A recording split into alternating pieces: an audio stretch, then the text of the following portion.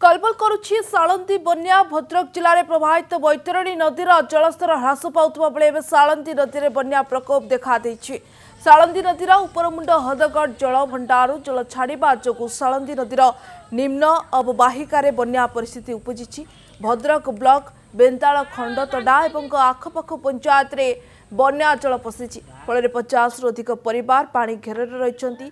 अववाहिकार gate Gudi को खोल जा बन्या जल नदीबंध डे गाँव में पशिछि। राति हठात बन्या पानी माड़ी आसबार लोके जलबंदी होती। अन्यपक्षे सालंदी तलमुंडे रुतुबा लोकों को सतर्क सूचना दिया न जाए हठात डैम्रु पानी छाड़देवु एभली स्थिति सृष्टि होता आक्षेपर सह कहते स्थानीय बासिंदा।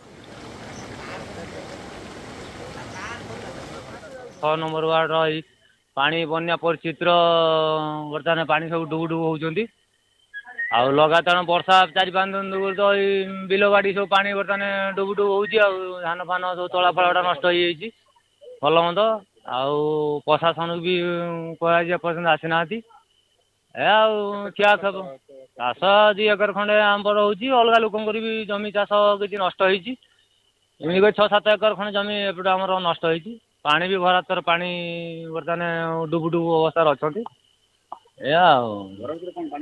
आज्ञा घर आम गाँव 40-50 घर पानी बर्तमान बुड़ी रही पानी आम घर भितर पशि जाए राति 3टारू पानी पशिला माछ धरला वाला गेट पकईकि रोकती आम शुई पारूनी आम बिछना चटे भी आमर सब उदा आमर बेला बासन भी आमर सब भासी भूसी गला आम खाइबा भी आम ना जे आम आसिक रास्ता कोड़र आम एपट सेपट होचु आम किमती बचमु किमती रहीमु आपण यार विचारटा आपण करिवे।